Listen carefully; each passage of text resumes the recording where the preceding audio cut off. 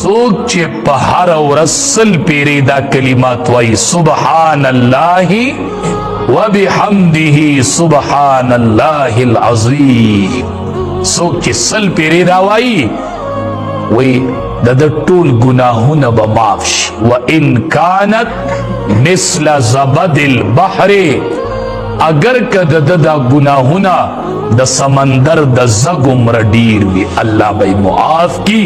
چې کم سړی دا کلمه د ورځې سل پیرې وایي چې سبحان الله وبحمده سبحان الله العظیم.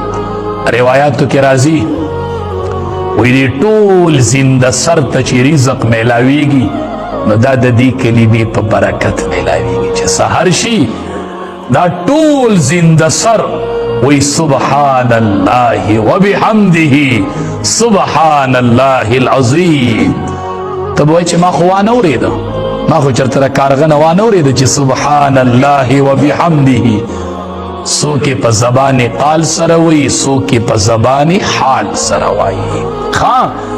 د بعضو څیزونو حالت په دې باندې لګیا دی، وایي سبحان الله وبحمده سبحان الله العظیم. الله د دې په برکت د ټولې دنیا زنده سرو ته الله رزق ورکوي. ځکه دا د الله تعریف دی، دا د الله مدح ده او دا د الله ثنا ده. او حدیث کې مرازي ګورئ دې کې سبحان الله د الله پاکیم ده، د الله حمدم دی، د الله تعظیمم دی. او په دې کلمه باندې بخاری شریفم ختم شوی دی.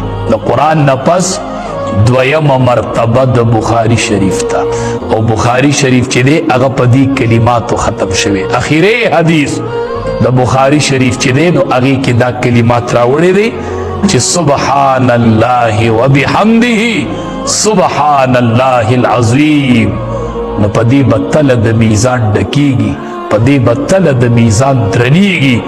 ځکه نبی علیه السلام وایي ثقیلتان فی المیزان، په ژبه سپکې دي خو ډېرې وزندارې دي په تله د میزان کې.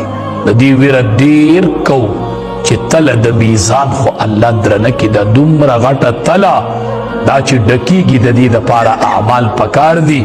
نو چې کوشش کوو کم از کم د ورځې سل پیرې سبحان الله وبحمده چې سحر ټیم شي فی المیزان، په ژبه سپکې دي خو ډېرې وزندارې دي په تله د میزان کې.